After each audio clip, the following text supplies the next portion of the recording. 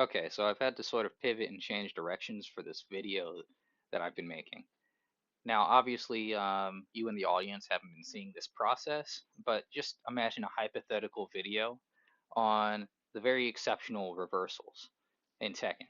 The ones that I call sort of expert reversals that break some of the rules that are normally applied to the other characters who can reverse attacks, like Asuka, Jun Kazama, so on and so forth. These experts can do things these characters cannot. Um, and the reason I've sort of had to pivot is I learned in the 5 seconds of testing I did on Tekken 8 is that these exceptions and this expertise have been removed from Tekken in order to make the reversal system a little bit easier to comprehend on a base level. Because the more addendums and asterisks you have to add to like a list of rules for anything really, the more confusing it will be for a newer player or a newer person getting into it to actually understand. Um, it I do have to say it's unfortunate to lose these things, and I will get into each individual example um, because it's not something that came up often previously, and with the inclusion of Victor in Tekken 8, it'd be something that happens more commonly in an average match. But it's just unfortunate to sort of lose this. The main loss is sort of a narrative loss, and it's a loss for the setting too, in terms of the world building of the characters of the world these characters exist in. Because in previous games, the Williams sisters, Heihachi, and Devil Jin were all able to reverse weapon attacks. Heihachi can reverse even things that aren't technically strikes, but that's exclusive to him, and his it's due to the drawback on his parry stance because he actually takes a little bit of self damage in order to reverse an attack. So it sort of makes sense that he can do even more than these other characters can. Um, but these three other characters, Devil Jin, Anna, and Nina, could all reverse weapons. And this is fine when Yoshi is the only weapon user. It's a unique interaction between them and this one other individual character. And it also shows off a little bit of their storylines and, who these characters actually are. So Devil Jin is just Mishima Jin. He was taught by Heihachi, and so he inherited some of the quirks of Heihachi's fighting style and some of the bombast and confidence. So not to mention that Devil Jin is Evil Jin. He has the confidence to go up to a weapon and decide to reverse it instead of trying to block it or getting out of the way. He's capable of doing this because he was taught by Heihachi. The Williams sisters are both assassins. So, more than any other Tekken fighter, they're going to be accustomed to actually dealing with people wielding weapons or participating in an unbalanced battle. So, it adds to the characters a little bit, right? For them to be capable of these strange things or to be able to interact differently in these one off situations. And in Tekken 8, we really don't have that. Speaking of dramatic pivots, I actually can't even blame Tekken 8 and its homogenization for this. Let's go ahead and take a segue over to Tekken 7 so my audio quality can get a little worse while I'm recording. Alright, so in discussing this little reversal thing we got going on, this little situationship we have with special properties of characters' different reversals, um, I obviously had to take a look at Tekken 7.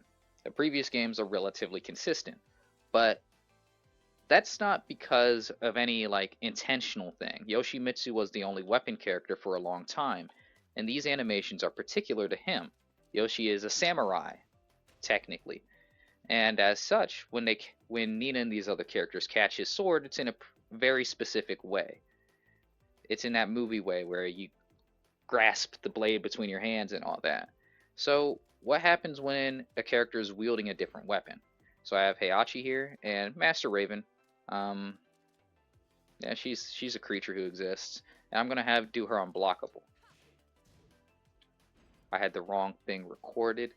God dang it. Okay, well let me go ahead and record the unblockable then.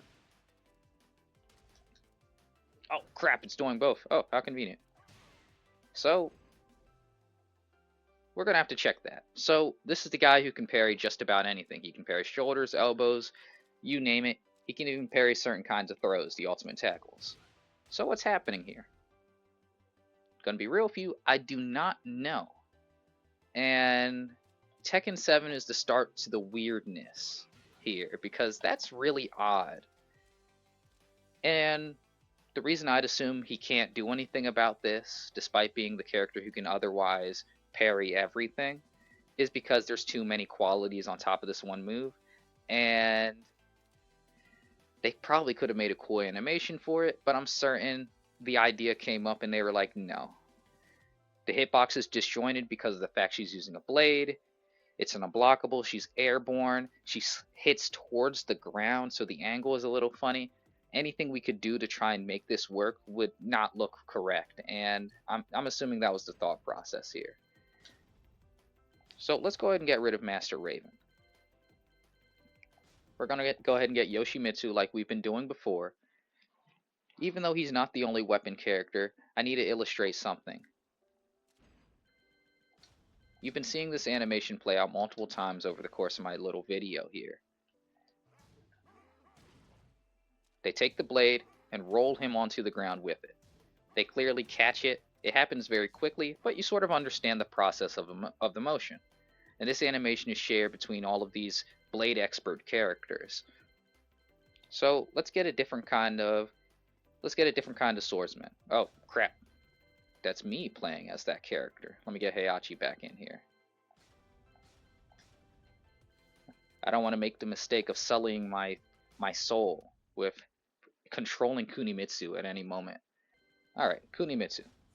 Ninja Girl. I'm going to set up a little situation here, using her down forward 2. A very obnoxious move, but it's one of her moves where the entire motion is clearly with her weapon. You see how the animation is different? Now, this isn't something I would associate with parrying a blade. And there's actually, what happens here doesn't really make much sense. I'm not sure how Kuni's arm gets there. But you could argue that's because it's an uppercut. So there's going to be this little dissonance with what actually happens, because there's only a set number of things Heihachi can do whenever he parries something. And I'd say that's actually a very fair argument. You make a good point here. So let's go ahead and change the move I'm using. I'm going to do her 2-2 instead. 2 slashes with her blade. Huh. Very much the same. I'm going to do a delayed down forward 1-2. Gives it just enough of a gap to be parried. Same animation. I'm going to do her back 2. Again, oh dear. Again, same animation. And this animation is actually the common one for all limbs. It's not associated with any kind of unique weapon property or anything of the sort. And I can use Jose. Oh, sorry, I call her Jose. It's Josie, by the way, so there's no confusion. But let's go ahead and get Jose. Preset 3 is the right one. That's the one I actually like. Unbelievable. It's the wrong preset. She's ugly. But, I mean, I guess I don't mind her getting hurt then. She has a flying elbow with the same limb, her right limb. It's the same animation. So, what does this mean? Me being particular about these animations and what occurs when Heihachi ends up parrying these moves. How does this relate to the other characters? So, I'm going to remove that S because Devil Jin has a different kind of reversal in this game. It's an anime shockwave or whatever. It's actually coded as an armor move, so he doesn't have his parry anymore. He's excluded. So it's just the Williams sisters. And they behave in the same way when it comes to this. Let's do Anna. I'm not even going to pretend I remember what her outfits look like. So let's go ahead and get Yoshimitsu back in, just so we can confirm that it still works the same way. Okay, nothing's really changed too much. Same animation, same interaction. So, let me bring in one of my test characters. Let's specifically get Kunimitsu. Delayed down forward 1-2 is the easiest one. So I'm going to go ahead and go for it. Let's see what happens. I just get hit. Now, normally I'd say that I'm flubbing this, I'm mistiming it, because I do that very often. But when I saw Heihachi's parry the first time, it made me realize something. The Kunimitsu's weapon attacks are coded as elbows. These aren't weapon attacks in the same way Yoshi's are. And that's why Anna and Nina, as I was finding out and doing my testing, can't parry them. It doesn't matter which one it is. If I get hit, the frames are perfect. It's why you can't use my reversal on these moves, because they're actually coded as elbows, not as unique weapon attacks. So, what's the actual suggestion here? What does this mean on the part of the designers? Um, that I don't think that this was like malicious in any way, and I don't think it was intentional for them to code this like this. It wasn't some kind of like conspiracy against Yoshi players to give them an additional weakness. With the new hot Mitsu sauce coming out and demolishing all hopes I had for Tekken. It wasn't that. But I think they actually forgot that this interaction played out with these characters. Between Yoshimitsu, the Williams, and Heihachi, they forgot about it. And so it didn't even enter into their minds when they were developing Kunimitsu and moves for her. Now, I don't know really how to interpret that because it's not really much of a big deal. Even me, even when I try and like exaggerate it and make it more hyperbolic, saying, "Oh, they forgot the legacy" or something like that, um, it seems like an honest mistake. They just sort of forgot about it. And as I've said before, it's not a big deal. It's not something that would come up often, not just because Yoshi is a rare character, but also because these matchups, there's so many other things going on that the blade catcher aspect probably wouldn't come into the play very often. Um, I am gonna appeal to that like stupid argument I made of forgetting the legacy, not understanding their own games, because yeah, it is an element there. Because regardless of how I try and twist it, um, it's strange of them not to know about such a thing. And it shows that when it comes to building these future characters and these future systems, and maybe even the design of Tekken 8, they weren't particularly up for relearning or conceptualizing things from the past and bring them into the future. They had a new grand vision, and that was it. The vision, the vision existed above all else. So what does this mean? Before I end up signing off on T7, that the loading screens are getting to me. I'm losing sanity every time I use simple select. I can't stay on this game long. So what does this actually mean in the long term, on the bigger picture kind of way? Nothing. I think it's a shame that they overlooked something so minute, but it's also very minute. It just shows where their heads were at. And it shows that this sort of homogenization or simplification of certain nuances in characters' kits, things that make them unique from a narrative perspective, because assassins should be used to dealing with weapon users. Heihachi is confident and disregards his own safety in order to do things that will ensure victory. And Devil Jin was trained by Heihachi and is the ultimate martial artist. Don't let Tekken 8 story mode or his tier placement convince you otherwise. So of course he can do it as well. It just like narratively, it's just different. It's weird. Personally, going into Tekken 8, I'd probably give them this back, but I think that ship has sailed.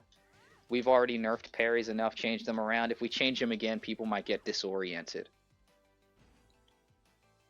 I know I promised myself that we'd be gone from this blighted place. Tekken 7, when I got done my last segment, but I do need to say something about a special guest character.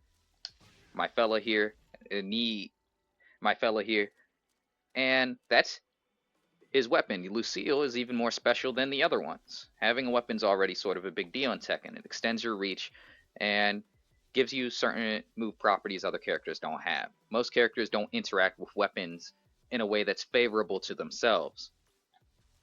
And I have Heihachi here to show that Lucille really is some kind of magical mega vampire bat or something, because Heihachi can do nothing about it. He just takes the hit. And now I'm not really here to power scale The Walking Dead or its universe or any of its characters, but this again serves a narrative purpose. Lucille and Negan by extension are different and special. They exist outside of Tekken's normal rules and the properties that govern the Tekken characters. So as a guest character, it's sort of a given that you can't really interact with Lucille the same way you could any other weapon. And that's actually a cool, neat little detail. You know, I hate having thoughts and being able to like intuit things and follow logical conclusions, because when I mentioned something about guest characters and their move properties and their weapon properties, I thought remembered that Noctis also exists in this game. And what do you know? That almost whipped. I swear that was going to whip, but it works exactly the same way. Heihachi's not able to parry any of Noctis's weapon attacks. He takes the hit, like he is any other normal Joe Schmo slub Tekken fighter, as if any of the Tekken fighters are Joe Schmoes. But just like in the same way that you can use electrics to dissipate fireballs from Akuma and Geese Howard, it's a cool interaction that shows the difference between these characters. Stuff like this is really neat, even if it isn't fully intuitive. And it comes at the expense of sort of Heihachi's parry in terms of its mechanics and how it works in gameplay. Because, like I was saying earlier, it's a parry that parries anything. And then once you add exclusive addendums to that, it becomes a little strange. But it's for the purpose of gassing up guest characters, so it's fine. You gotta work it out like an anime crossover, you know. Sometimes your favorite fighter is gonna take some L's, so the other guy looks good. So I'll let Heihachi play into the kayfabe. I know he could parry this stuff. It's just the check cashed was much bigger than his dignity. I understand that. I get the grind. Even when you're old, you got to hustle for that money. So I understand. I get it. I get it. I'm not judging in any way. Alright, so what's the conclusion here? Yeah, that shit ain't happening. Yeah, it's not happening at all. So, what's the final conclusion here? I was willing to go all in and say that this is a terrible change, gets rid of some of the identity of the characters, but it's technically an inconsistency fix. It's a hot fix to something that's not technically a problem, but something that would have been feature creeped to nerf a character unnecessarily, you know? Because if these characters could just arbitrarily parry Yoshi when they couldn't for any other weapon character, then that's just strange. Honestly, this is sort of a grand opportunity, because instead of having these characters naturally be able to parry all of the weapon attacks and stuff, you can make it a heat gimmick. Make their parries even more different than the other characters' parries, because there's already enough specialization between the characters to a degree. Some people like Fang Wei only do punches, or Steven or Brian are the same way. King is very specific. He has 2 parries, one for right punches, one for kicks. And we can just change the heat gimmicks for these characters who would normally be blade catchers and allow them to parry weapons when they're in heat. I'd be pretty straight with that. It's just another way for characters to express themselves. And even though it's sort of contradictory, because you're enhancing a defensive attack, a defensive mechanic, while you're in your mega aggro, I'm going to kill you in one combo mode, aggression. You could say it's contradictory, but Jun literally gets an additional Sabaki whenever she enters heat. So it's not like they're against the idea entirely, and it seems like fun enough. It's still a shame though. Just a little cool things here and there being diluted for the sake of, I guess, approachability, but only in technicality, because they put more things on top to make it more confusing for adventurous players trying to go into a new game. So